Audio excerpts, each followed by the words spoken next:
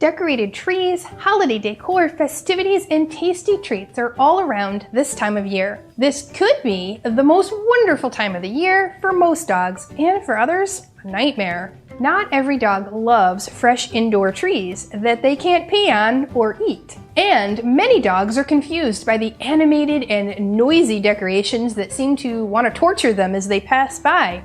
Eeks! Scary stuff. They might get easily overwhelmed by all the visitors too, if you're doing that sort of thing these days. Now, if you want your puppy to skate through the holiday season without getting on Santa's naughty list, there are some things you should consider. Michelle here with How to Train a Dream Dog.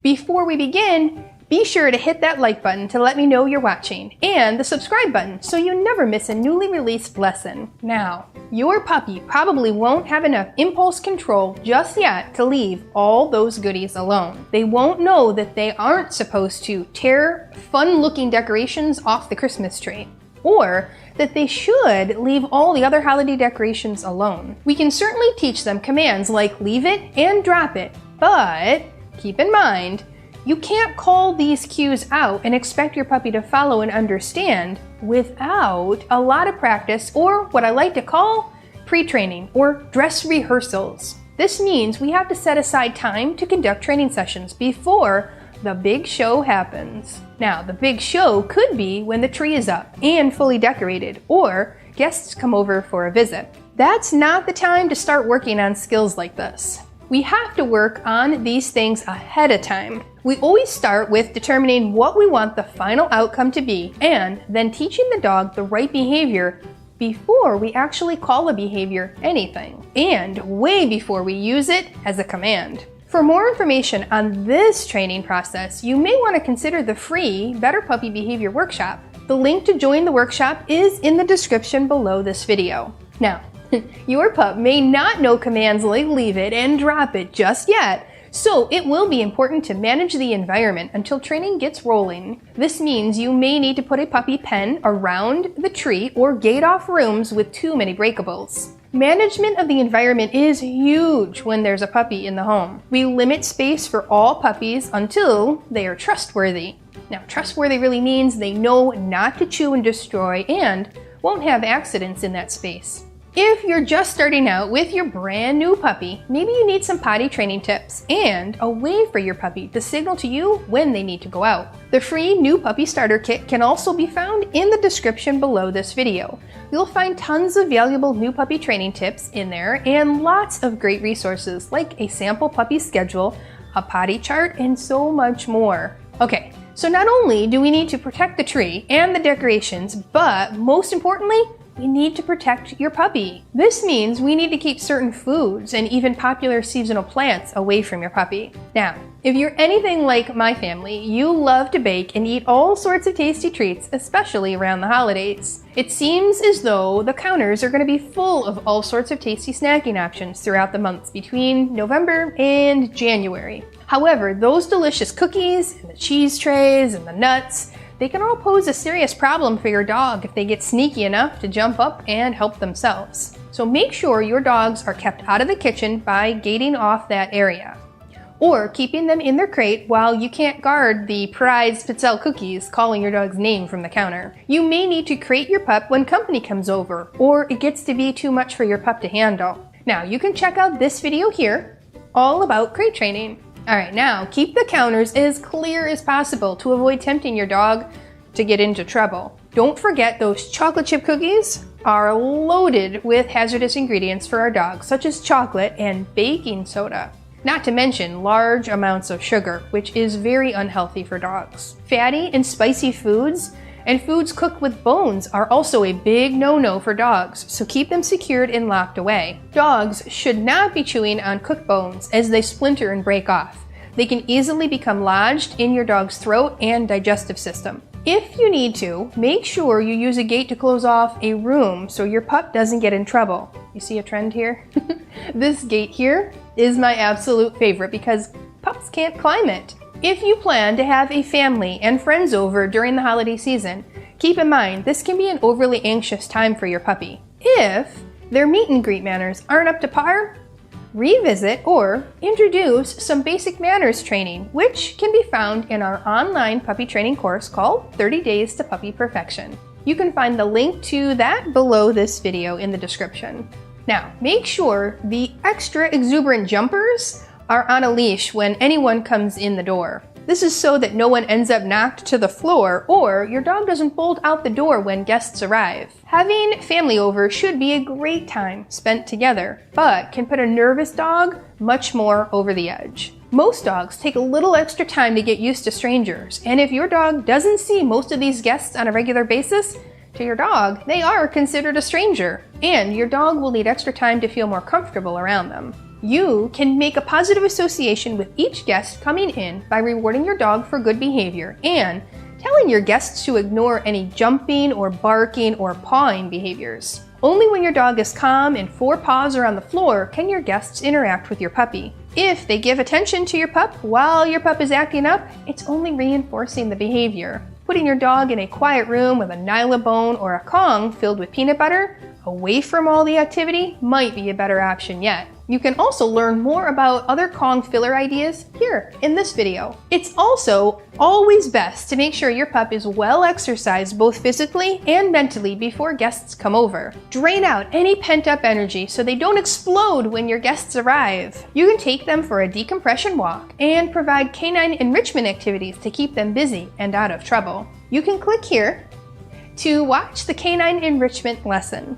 Now, it's likely that you'll have gifts either hidden away until the big day or sprawled out under the tree. Your dog may be extra curious to see what everyone else is getting for Christmas and try to peek inside the wrapped boxes. Alright, who are we kidding? They don't care about peeking. They care about eating and chewing and having fun, not only with the paper and the boxes, but the contents inside too. It's especially important if you wrap any kind of food gift, baskets or candy, to keep those boxes way up high off the floor. If you have a super curious or an aggressive chewing dog, you may need to gate off the tree and the contents under it. For more info on chew toys for pups, check out this video here.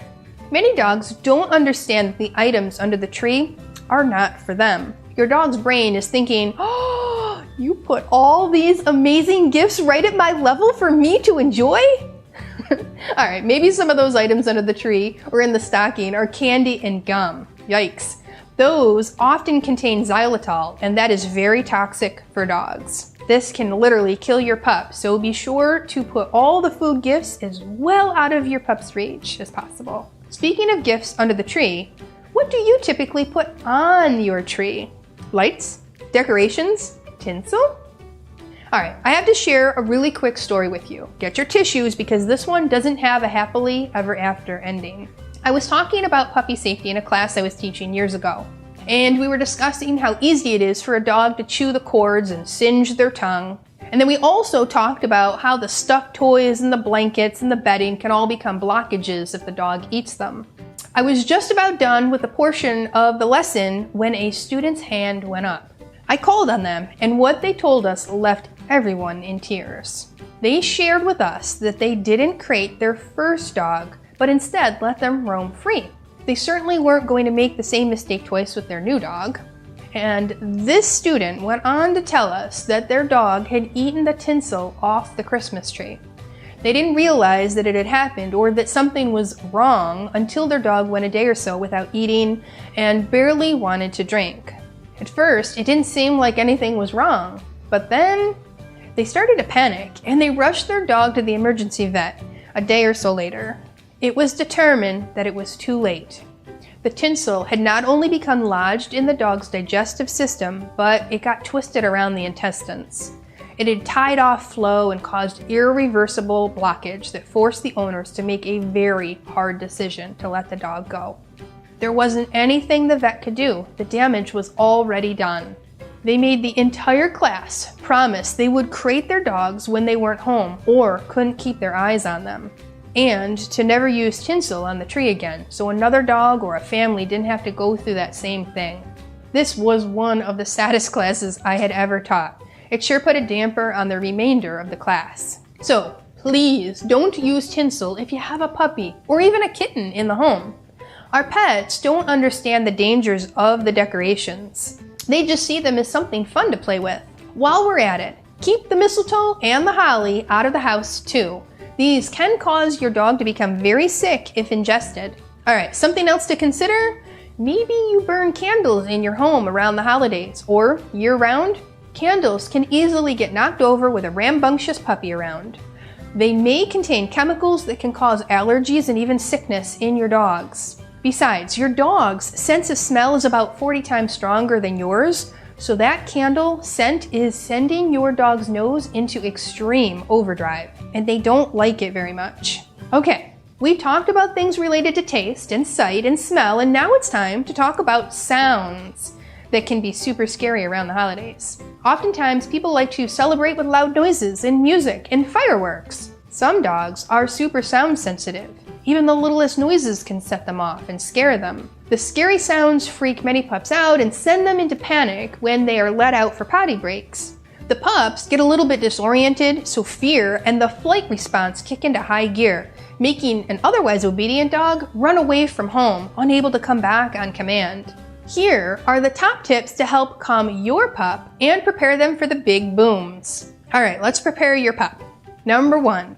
Teach your pup ahead of time that loud noises mean good things are going to happen by playing firework sounds. So play a CD or sounds from YouTube at a low level while they are eating meals or your hand feeding them. Gradually increase the sound as they get more comfortable with the noises. This should take several training sessions. Don't crank up the volume on day 1 of training. Alright, number 2. Play the Find It game while the fireworks CD or the YouTube videos are playing. This means you can hide treats around the house ahead of time and encourage your dog to find it while the scary noises are playing. Number 3, condition your pup to wear a thunder shirt in case they can't handle the sound of fireworks going off very well. Now, a thunder shirt is a type of compression shirt for dogs that help them calm down when they are anxious or nervous. You'll put the shirt on, give them a reward, and immediately take it off for the first few training sessions. You're going to slowly increase the amount of time your pup wears the shirt over the course of several training sessions. Many dogs take to wearing this compression shirt almost instantly, as it really is calming to them. Alright, number 4, make sure your pup's ID tag is on their collar in case they escape. Also, make sure your pup's microchip is up to date too. They may escape out of fear, and you want to make sure that they are returned to you ASAP. Number 5, make sure to take current photos of your pup in case you have to report them as missing. You'll have a current photo to share with local shelter groups on your social media accounts. Number 6, make sure to leave your pup at home if you're going out to watch the fireworks, as this really is an overwhelming time for dogs. Now, to calm your pup. If your pup is already afraid or has fear of fireworks or other loud noises, you can manage the experience by these tips that I'm about to share. Number 1, exercise your dog thoroughly throughout the day so that during the evening fireworks show, they will have less anxious, nervous energy to expel. Number 2, use food dispensing toys or puzzle toys to engage your pup and keep them occupied with positive activities while the scary noises happen outside. Number 3, play calming music at a higher volume to help soothe your frantic furry friend. You can find calming music on YouTube. Number 4, keep your pup in a covered crate in the most soundproof room of your house. For most people, this is the basement. Make sure to give your pup a busy toy like a frozen-filled Kong while they're in their crate. Number 5, try using DAP or dog appeasing pheromones to help calm your pup. Once the festivities are over, make sure to check your yard for any debris that may have landed in your area. Many times, fireworks end up going further than anticipated or in the wrong direction and end up in people's yards. Check your yard before sending your pup out so that pup can avoid accidental ingestion. I know, I sound like an overprotective helicopter parent, right? But unfortunately, I share all of these tips with you because years of working in this business has led me to many cases and students who had dogs that experienced all these tragedies and situations I mentioned throughout this video. Everything from fear of noises to eating things they shouldn't to escaping out the door when guests come over. Every tip I shared came from a real-life situation that actually happened and does happen on a regular basis with dogs all over the world. I don't want your pup to experience any of these scary or unsafe situations. In the comments below, tell me, how are you going to make this holiday season a safer one for your puppy or any pets you have in your home?